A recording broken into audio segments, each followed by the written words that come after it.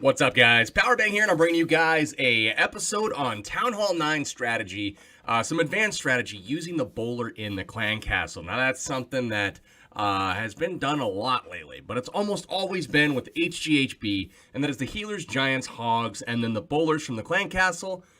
Let's look at some variants of that are also extremely strong today. First, let's focus on GoBoLo. Now, what the heck is that?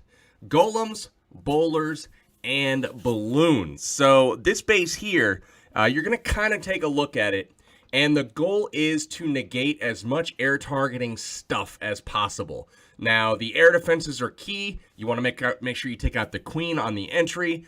So you're trying to scout a position to enter the base to take out as many of these buildings as possible. Now, entering, you can kind of look from the right, from the left, from the top, from the bottom. Does any of those angles really give you a shot at taking out all of it? Now, it looks as though Dan Howe, who hits this base for 3 stars, is wanting to enter from the bottom of the base. Now, however, how you get into the base, whether it's jump spell, whether it's wall breakers, is always going to be base dependent. Now, depending on how the compartments are set up, that will determine whether or not you need to bring wall breakers, multiple sets of wall breakers, a jump spell.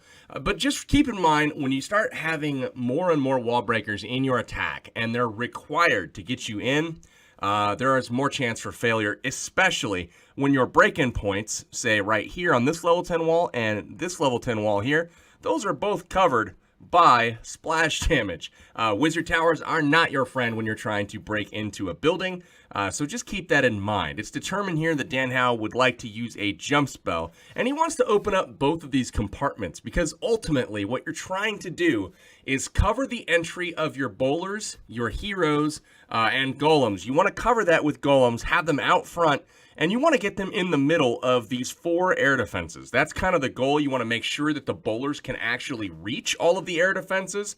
And the way you can determine that is if there is 1 or less spaces between the defense and the wall of the compartment that the bowlers will be standing in. Now, you can see if they get access to this compartment here with the wizard tower in it, their path is free all the way up to that clan castle. So really everything is in range.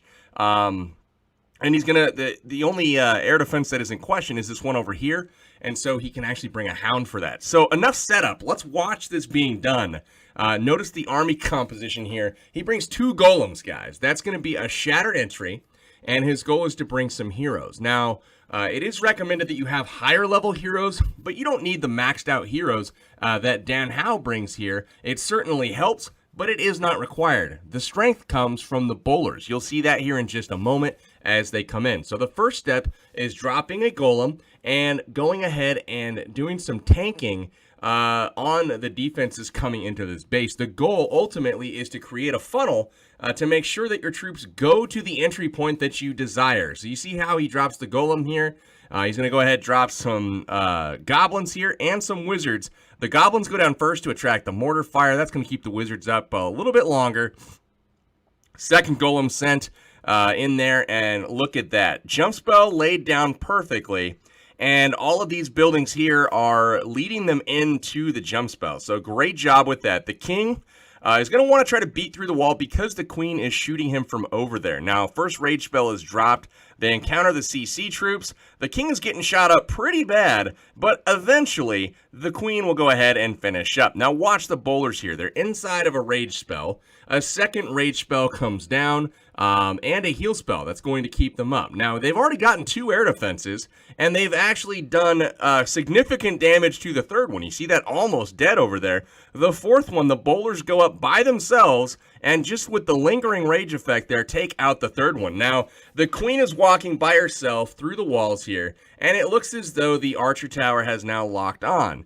The hound immediately blows up, takes out the 4th air defense. Now, that was lucky, but at the same time, the balloons would have obviously come in there, taken out that air defense, and he's got 20 balloons targeting only 1, 2, 3 air targeting defenses. Pretty sure that those 20 balloons are going to be able to handle those 3 air targeting defenses. Another key thing to look for if you're going to use balloons on the back end are these expos right here. Are they pointing down? That's going to provide cover for your balloons because they will not be getting shot by the Expos, and the Expos will be shooting at things like your heroes or your golems. Much easier to take out a base with balloons when the Expos are pointing down. So other than that, he's got a huge chunk of balloons. It looks to be, I don't know, 15, 16, 17 balloons left over. Takes his base out with ease. Awesome raid, Dan Howe. Remember, guys, getting those bowlers into the core, find the air defenses, and just get the bowlers in there. Just get them in between there. And all that crap's going to fall down. Try to take, minimal hounds, whatever you need to cover what is not being taken out by the bowlers, and then get the balloons in there and follow it up. Now, let's look at a second strategy today. This is going to be GoBoHo. Now, as you guys could probably figure out, that's going to be some hogs. And how is that different? A little bit more tanking power in this strategy. You're going to see Albert come down here. He's going to come from the right. Now, the key for GoBoHo is taking out a lot of the defense, taking out a significant chunk of the base, getting the queen taken out, and also taking out giant bomb positions. Now you see between the Expos on both sides, over here in this compartment, a whole lot is really kind of up for tripping, pre-triggering. There could be bombs in any one of these spots, but he's got one golem that kind of walks up top. Ultimately, the Wizards have done a fantastic job over there clearing out everything. The CC now, they're going to get targeted here by the poison spell. That is really key. Rage spell goes down to help the queen get through some things. And the bowlers, though, guys, check out the bowlers. The king and the golems are tanking for them. All of the golemites are pretty much down at this point. And he's going to start supporting with some hog riders here the kill squad. Now, he still has 15 hogs left right now. He drops a heal spell in the center. And unfortunately, the jump spell is still active right now, but the queen's going to get caught up on the wall. So she's going to go, it disappears right before she goes to jump over.